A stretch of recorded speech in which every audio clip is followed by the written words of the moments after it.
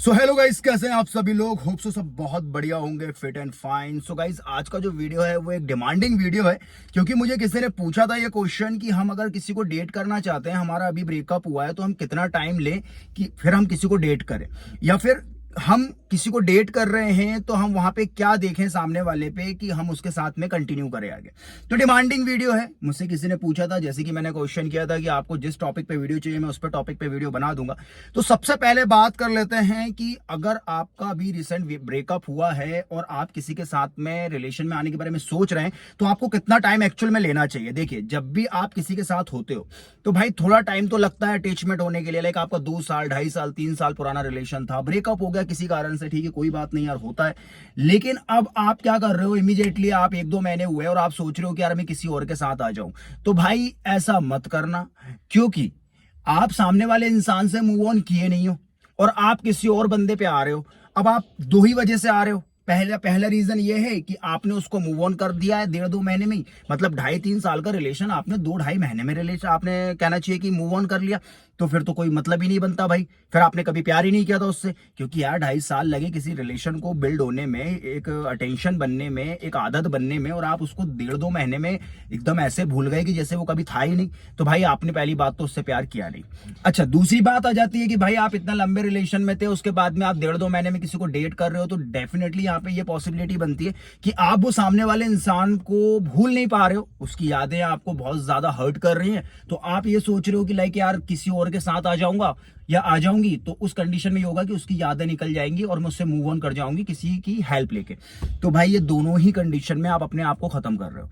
देखो यार, होता क्या है ना, आप किसी को भूल नहीं पा रहे हो, इस चक्कर में आप किसी इंसान के साथ आ रहे हो, वो इंसान सेंसिटिव निकल गया, इमोशनल निकल गया, प्यार वाला निकल गया। आप तो सिर्फ इसलिए आ रहे हो क्योंकि आपको तो उससे अपने एक्स से निकलना है। लेकिन इस कंडीशन में क्या होगा, आप जब उस एक्स से निकल जाओगे आपके ना, तो वो जो सामने वाला बंदा वो आपसे प्यार कर बैठा ना, तो भाई उसकी तो लाई लुट जाएगी। क्यों लुट जाएगी? क्योंकि भाई देखो, आप तो सिर्फ और सिर्फ उसके साथ आए इसलिए थे क्योंकि आपको इसको भूलना था। तो उस कंडीशन में आप सामने वाले को हर्ट कर दोगे।